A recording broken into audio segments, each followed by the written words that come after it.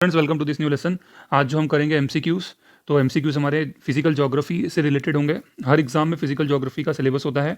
ठीक है, physical geography मतलब लैंड फॉर्म्स उसके कैसे हैं, एक नेशन के, एक कॉन्टिनेंट के क्या क्या फीचर्स हैं, वहाँ आइलैंड्स हैं, वहाँ माउंटेन्स हैं, प्लेटू है, तो वो सब फिजिकल ज्योग्राफी में होता है। ठीक है, अगर आप देखोगे पार्टिकुलरली तो ये मैंने एमपीपीएससी एग्जाम का सिलेबस लिया हुआ है। यहाँ पे एक यूनिट है, आई थिंक यूनिट 4 है। तो वहाँ पे दिया हुआ है geography of world and India.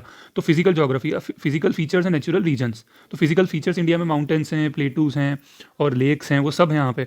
ठीक है, तो इंडिया में भी पढ़ना है और वर्ल्ड का भी पढ़ना है। तो हमने क्या करा यहाँ पे, जैसे ये हमने इन यूनिट्स को लिया है, 1 2 3 4 5 6 अराउंड 7 यूनिट्स हैं। तो यहाँ से हम ईच यूनिट से पहले 40 क्वेश्चंस करेंगे। ठीक है, उसके बाद देखेंगे अगर लगेगा तो और भी करेंगे। तो ये आज जो हम एमसीक्यूज करेंगे वो फिजिकल ज्योग्राफी, ये वाला जो यूनिट है physical geography, physical features and natural regions.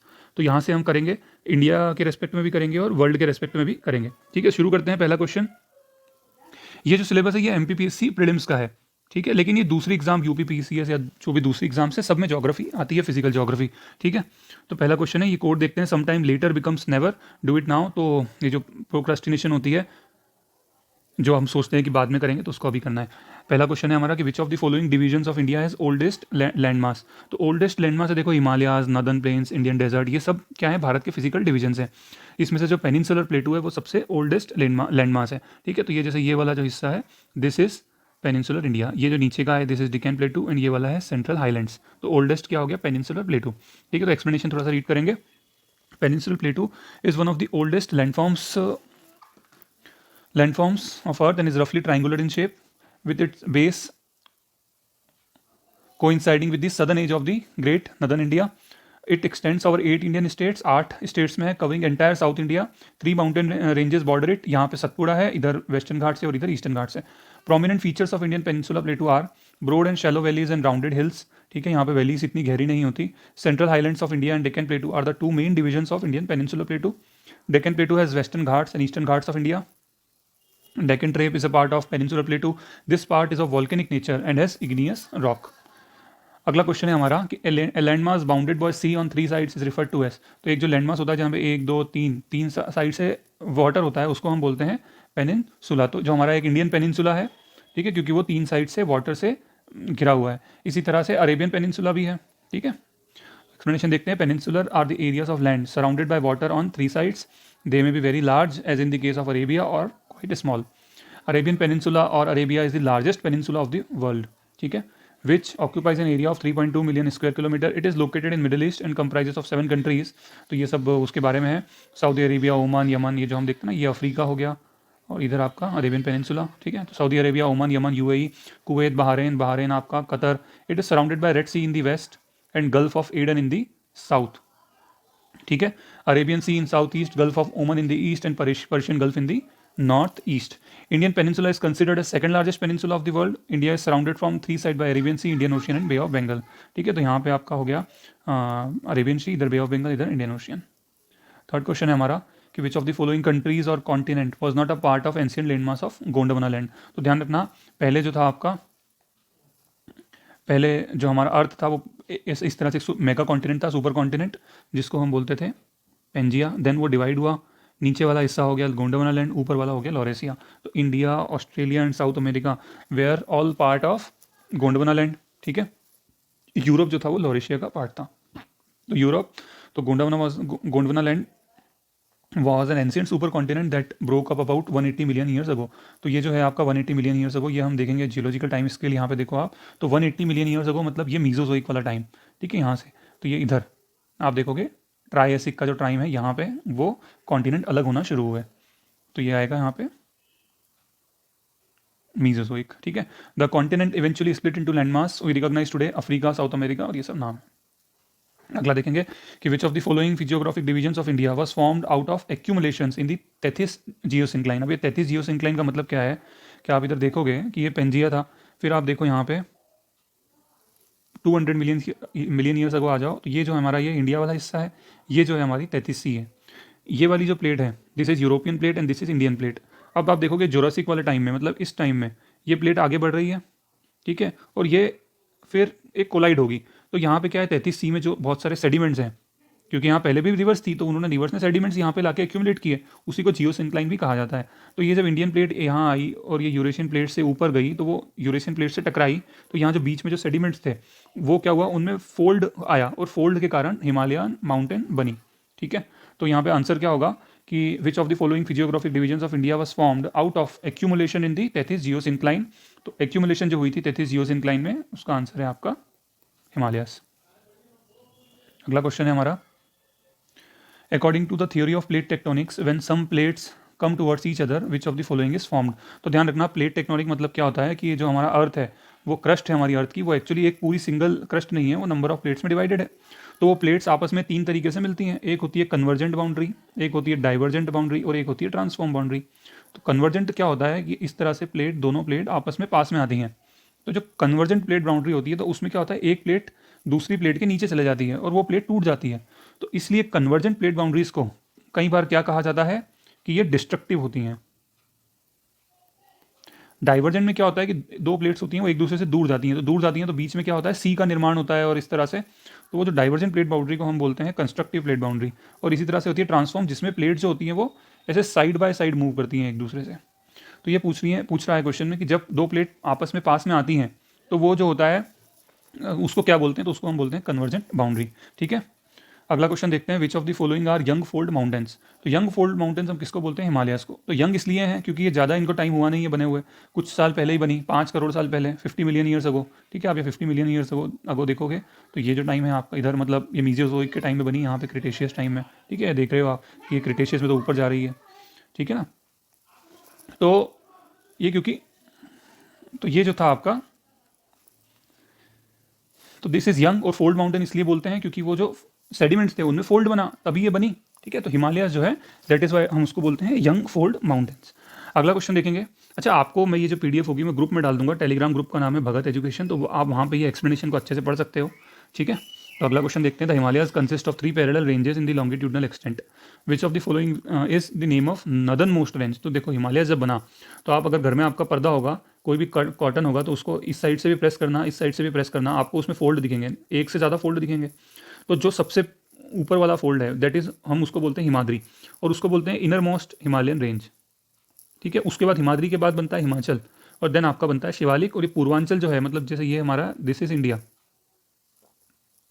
ठीक, तो ये यहाँ पे जैसे ये इधर से आप लोगे,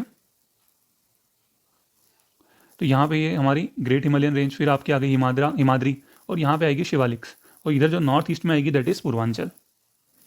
ठीक, तो अगला देखते हैं, which of the following is the highest peak in India. तो हाईएस्ट पीक इन इंडिया वैसे तो K2 है, K2, लेकिन कहाँ पे है, जो ये हमारा इधर वाला जो एरिया है जिसको हम POK बोलते हैं, तो यहाँ पे K2 है, तो इंडिया तो अभी भी इसको अपना पार्ट मानता है, तो ये जो है हाईएस्ट है। लेकिन ऑप्शंस के हिसाब से देखेंगे तो कंचनजुंगा, क्योंकि कंचनजुंगा सिक्किम में, ये आपकी कहाँ है, नेपाल में है।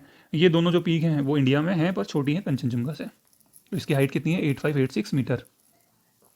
What are lesser Himalayas known as. तो लेसर हिमालयाज को हम बोलते हैं हिमाचल, हिमाद्री के नीचे क्या है, हिमाचल है, और जो बिल्कुल आपका सबसे आउटर मोस्ट हिमालयाज है, जो सबसे नीचे है, उसको हम बोलते हैं शिवालिक्स। तो ये हिमाद्री लिखा, हिमाद्री नहीं है, हिमाचल है। ठीक है, यहाँ पे पीर पांचल रेंज है, धौलाधार रेंज है। ठीक है, तो आप ये देखोगे कि ये जैसे हमारा, इफ दिस इज इंडिया, तो ये जैसे ग्रेट हिमालय, इधर आपका फिर पीर पांचल है, ये धौलाधार रेंज है। तो ये यहाँ पे आपका क्या है, जम्मू है, और इधर आपका क्या है, श्रीनगर है। तो यहाँ पीर पांचल रेंज पे एक पास है, पीर पांचल पास और बनिहाल पास। तो ये इन पासेस से होके हम कहाँ जा सकते हैं, जम्मू से श्रीनगर जा सकते हैं। This is your Jammu and this is your Srinagar. तो ये जम्मू से श्रीनगर होते हुए यहाँ जा सकते हैं। तो आप ये देखोगे जो श्रीनगर है वो ग्रेट हिमालयन रेंज और पीर पांचल रेंज के बीच में है। अगला क्वेश्चन है आपका कि which of the following ranges are not part of lesser Himalayan और हिमालयस। मैंने आपको अभी बताया कि ये जैसे हमारा इधर ग्रेट हिमालयंस है, ठीक है, और इधर आपका जो है वो लेसर हिमालयस है। तो उसमें क्या होगा, पीर पांचल, धौलाधार रेंज और ये महाभारत रेंज, ये सब किसका पार्ट है, हिमाचल का। लेकिन जो कामेत है वो ग्रेट हिमालयन का पार्ट है। ठीक है, Kamet is not part of Himachal. ठीक है, तो which of the following ranges of the Himalayas are composed of unconsolidated sediment brought down by rivers. अब देखो, सबसे पहले जैसे ये था ना कि हिमालय जो बनी थी, सबसे पहले बनी थी आपकी हिमाद्री, देन आपकी बनी क्या, हिमाचल, और देन आपकी बनी शिवालिक। ठीक है, हिमाद्री बनी, हिमाचल बनी, शिवालिक बनी। तो शिवालिक कैसे बनी कि ये जो दोनों रेंजेस बन गई, फिर यहाँ से रिवर्स तो आ ही रही थी, और रिवर्स आने यहाँ ऊपर ट्रांस हिमालयस भी था। ठीक है, तो एक मैप बना देते हैं, आपको अच्छा रहेगा। इधर इधर फिर ट्रांस हिमालयस, इधर पीरपंज, इधर शिवालिक, तो यहाँ से रिवर आ रही थी। तो ये रिवर जो सेडिमेंट्स लाई, इससे ये क्या बना आपका शिवालिक बना। ठीक है, तो इसका आंसर क्या होगा शिवालिक। एक्सप्लेनेशन में पढ़ देता हूँ, ठीक है, तो आपके लिए थोड़ा सा और एक्स्ट्रा इन्फॉर्मेशन हो जाएगी। तो the outer most range of Himalayas is called Shivalik.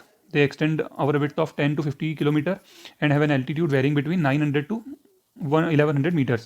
These ranges are composed of unconsolidated sediments brought down by rivers from the main Himalayan range located farther north, also known as the outer Himalayas. They are known by different names in different places. For example, they are called Jammu hills in Jammu, Dudhwa ranges in Uttarakhand, Darjeeling hills in West Bengal, etc. River Tista cuts across these ranges in Sikkim. Beyond Sikkim, these ranges merge with the lesser Himalayas. ठीक है, तो ये आप समझो, beyond Sikkim this ranges merge with lesser Himalayas का मतलब समझ लो कि ये जब रेंज, जैसे ये मैप है, तो ये आगे जब आती है ना रेंजेस, तो ये आपस में सक्रिय हो जाती है, मतलब ये मर्ज हो जाती है। कौन? शिवालिक, ये जो लेसर हिमालयस वाली रेंज के साथ मर्ज हो जाती है। 12th क्वेश्चन है हमारा, from west to east the divisions of Himalayas are demarcated by river valleys, the part of Himalayas lying between Sutlej and Kali river. तो देखो, जब हिमालयस को हम पढ़ते हैं तो एक डिवीजन तो हम पढ़ते हैं क्रोनोलॉजिकल, मतलब पहले कौन बना बाद में कौन बना। तो पहले कौन बना? ट्रांस हिमालयस, देन आपका हिमाद्री, फिर हिमाद्री के बाद हिमाचल जिसको हम लेसर हिमालयस बोलते हैं, मिडिल हिमालयस बोलते हैं, फिर आपका शिवालिक जिसको हम आउटर हिमालय बोलते हैं। तो एक तो ये डिवीजन हम पढ़ते हैं। एक डिवीजन हम लॉन्गिट्यूडनल डिवीजन भी पढ़ते हैं। तो लॉन्गिट्यूडनल डिवीजन में क्या है, तो जैसे यहाँ पे ये इंडस रिवर निकली, ठीक है, यहाँ से सतलज निकली, देन आपकी काली रिवर, देन आपकी टिस्टा रिवर। तो ये वाला जो हिस्सा है इसको हम बोलते हैं पंजाब हिमालय या फिर कश्मीर हिमालय। इस वाले को हम बोलते हैं कुमाऊं हिमालय। ठीक है, ये किसके बीच में है? अभी अभी देखते हैं। ये नेपाल, दिस इज नेपाल हिमालय। और इसके बियॉन्ड जो है, इसके बियॉन्ड जो होगा, मतलब यहाँ पे ये कौन सी रिवर बनाई मैंने? टिस्टा, और इधर आपकी बनाऊंगा ब्रह्मपुत्रा। तो यहाँ पे कौन सा होगा? आसाम हिमालयस। तो क्वेश्चन में पूछा है कि सतलज और काली के बीच में जो हिमालय है उसको हम क्या बोलते हैं? तो this is Indus, this is Sutlej, यहाँ तो पंजाब आ गया, this is Sutlej river and this is Kali river. तो यहाँ पे जो हिमालयस आएगा उसको हम बोलेंगे कुमाऊं हिमालयस। ठीक है, तो आंसर इज कुमाऊं हिमालयस। तो Kumaon Himalayas, west central section of the Himalayas, northern India, extending to 320 kilometre from Sutlej river east to the Kali river. The range comprising part of Shivalik range in the south and part of Great Himalayas in the north lies largely within state of Uttarakhand, northwest of Nepal. It rises to 7817 meter at Nanda Devi, the range's highest peak, okay, and to 7756 meter at Kamet. Near the Chinese border at elevations about 4300 meter, snow covers the mountain throughout the year. Glaciers and snow melt feed the head streams of the Ganges river in torrents that rush through fjords and steep-sided ravines. अगला question देखेंगे, which island of India are called coral island. तो लक्षद्वीप जो है आपका वो coral islands है, coral reef से बना हुआ है। कोरल आप समझते हो कि उसमें क्या होता है, एक आपका अलगी होता है और एक कोरल का कैल्शियम कार्बोनेट का शेल होता है। ठीक है, तो इस तरह से कोरल रीफ्स होती हैं। जो लक्षद्वीप आइलैंड जो मेनली है वो कोरल आइलैंड्स ही हैं। So Lakshadweep is an island group of India that has coral origin. These are coral islands located off the coast of Kerala. They are considered as kind of coral reefs that are known as atolls, which is circular or horseshoe-shaped reefs. 14 question है हमारा, the wet and swampy belt of northern region is known locally as. तो आप समझ लो कि फिर से हमको India बनाना पड़ेगा। दिस इज इंडिया, यहाँ पे आए, इधर इधर थोड़ा सा राजस्थान, गुजरात, फिर इधर आ गए नेपाल, नॉर्थ ईस्ट। तो आप समझो, ये देखो यहाँ पे इधर तक तो आपका शिवालिक आ गया, फिर आपका ये जो रीजन है ये आपका नॉर्दर्न प्लेन्स है। तो नॉर्दर्न प्लेन्स को भी हम ऐसे जब ऐसे डिवाइड करते हैं नॉर्थ टू साउथ, तो यहाँ पे सबसे पहले आता है भाबर बेल्ट। भाबर में क्या होता है, मोटे मोटे पत्थर, ऐसे बड़े बड़े सेडिमेंट्स होते हैं। जहाँ पे जब रिवर आती है तो वो रिवर इन पत्थरों के नीचे आ जाती है, तो वो गायब हो जाती है। उसके बाद जो भाबर के नीचे जो बेल्ट आता है दैट इज तराई। इसमें क्या होता है, ऐसे बारीक बारीक सेडिमेंट्स होते हैं और रिवर यहाँ दिखने लग जाती है, फिर से अपेयर हो जाती है। ठीक है, यहाँ तो नीचे चले गई थी। ये जो तराई रीजन होता है इसमें मिट्टी और पानी ऐसा होता है कि यहाँ दलदल मार्शी लैंड बन जाता है। ठीक है, तो क्वेश्चन में पूछा है कि wet and swampy belt of northern region is locally known as Terai. ठीक है, तो उसको तराई बोलते हैं। एक्सप्लेनेशन देखते हैं। The Terai low lying and at the foot of Himalayas stretching from Corbett national park in the west until Kaziranga national park in the east throughout India, Nepal and Bhutan is a focal area of the programme. The Terai tract is situated south to the Bhabar tract. The track is marshy tract with malarial climate, बहुत मच्छर होते हैं। The width of Terai tract is more in eastern region.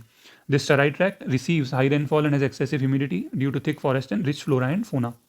Recently, the Tarai tract in Haryana, Punjab, Uttarakhand, and Uttar Pradesh has been cleared और for cultivation because it is rich in humus and organic matter. It is suitable for the cultivation of wheat, rice, maize, sugar cane etcetera. अगला question है find the odd one out. तो हमको इसमें से निकालना है कंचनजुंगा, नंगा पर्वत एंड नामचा बारवा. ये तीनों हिमालयन माउंटेन्स हैं एंड अनाईमुडी जो है वो पेनिनसुलर में साउथ में है. तो इसमें से ऑड वन क्या होगा? अनाईमुडी. तो Anaimudi is also known as Everest of south India. It is a mountain located in Kerala. It lies on the border between Ernakulam and Idukki district. Anaimudi is the highest mountain peak in southern India. Anaimudi is the highest mountain peak in western Ghats. The name Anaimudi literally means elephant's head. Elevation of Anaimudi is 2695 meter. 16 question world geography. Lake Titicaca, a large deep lake in southern America, is located on the border of which two country? तो जो ये lake Titicaca है south America में है. Indies mountain यहाँ पे है south America में. आप देखोगे कि यहाँ पे है लेक टिटिकाका. तो ये बोलिविया और पेरू की जो बॉर्डर है वहाँ पे है आपका लेक टिटिकाका. ठीक है, तो answer is Bolivia and Peru. तो Bolivia and Peru. Lake Titicaca is the large deep lake in the Andes on the border of Bolivia and Peru. By volume of water and by surface area, it is the largest lake in Southern America. 17th question कि where is the archipelago of Great Barrier Reef located. तो ये जो great Barrier reef है, जैसे ये आपका Australia है तो यहाँ पे है आपका इधर. तो यहाँ कोस्ट है और यहाँ पे ग्रेट बैरियर रीफ है. तो ऑस्ट्रेलिया में है. ठीक है, और ये वर्ल्ड हेरिटेज साइट भी है और ऑस्ट्रेलिया आपका पैसिफिक ओशियन में है. तो great Barrier reef archipelago is located off the coast of Queensland in Australia. It is the world's largest coral reef system and also selected as UNESCO World Heritage Site. अगला question है कि which island is located geographically in America but politically in Europe. तो ये Greenland है आपका answer, क्योंकि Greenland जैसे ये आपका नॉर्थ अमेरिका है. ठीक है, तो ये यहाँ पे आपका ग्रीनलैंड है. तो ये नॉर्दर्न अमेरिकन प्लेट का हिस्सा, बट पॉलिटिकली ये डेनमार्क का कंट्रोल है यहाँ पे, और कल्चर तो ऑब्वियसली वो डेनमार्क का ही होगा. ठीक है, तो Greenland is geographically a part of northern America as it lies on the North American tectonic plate. However culturally and politically it is associated with Europe as it is located in the territory of Kingdom of Denmark. 19th question देखेंगे which of the following is the smallest gulf in the world. तो पहले तो ये gulf क्या होता है. तो gulf समझना एक बॉडी ऑफ वाटर होती है जो कि लैंड से सराउंडेड होती है. एक तो सी होती है, तो समुद्र जैसे ये समुद्र है यहाँ पे, तो यहाँ पे कोई लैंड नहीं, पर इधर जैसे ये है ना, ये बॉडी ऑफ सी है, आजू बाजू लैंड है. ठीक है, तो यहाँ पे इसको हम गल्फ बोलते हैं. गल्फ थोड़ी बड़ी होती है, बे भी वही होता है जो गल्फ होती है, पर वो थोड़ी छोटी होती है. तो इसमें पूछा है कि स्मॉलेस्ट गल्फ कौन सी है. तो smallest gulf is Gulf of California. Gulf of Aqaba में बता देता हूँ आपको कहाँ है. इधर आपकी जो है ना ये गल्फ ऑफ अकाबा है ये रही, और ये है आपकी गल्फ ऑफ सुएज. ठीक है, this is Gulf of Aden, this is Gulf of Aiden, और यहाँ पे गल्फ ऑफ गिनी है, और बस इतना ही है. और भी कुछ है क्या इसमें? गल्फ ऑफ ओमन नहीं बताया मैंने आपको. तो गल्फ ऑफ ओमन है आपकी इधर. दिस इज गल्फ ऑफ ओमन and this is Persian gulf. एक बार और रिमाइंड करते हैं फटाफट. This is Gulf of Aqaba, this is Gulf of Suez. ठीक है, ये बड़ी नेहरू सी है, ये आपकी रेड सी है. This is Gulf of Aden, this is Gulf of Guinea. ठीक है, अगला question. Gulf of California is a marginal sea of Pacific Ocean and it is also known as Sea of Cortez. It separates the Baja California Peninsula from the Mexican mainland. It covers an area of around 1,60,000 square kilometre. तो आखिरी question है हमारा आज का कि इरावदी जो delta है वो कौन सी कंट्री में है. तो इरावदी डेल्टा जो है म्यांमार में है. मैं आपको दिखा देता हूँ. इरावदी डेल्टा ये इधर आपका यहाँ पे Irrawaddy delta, Irrawaddy river Myanmar में फ्लो करती है. ठीक है, तो अगले 20 to 40 जो क्वेश्चन होंगे उसको हम अगले लेसन में करेंगे. Okay friend, thank you so much.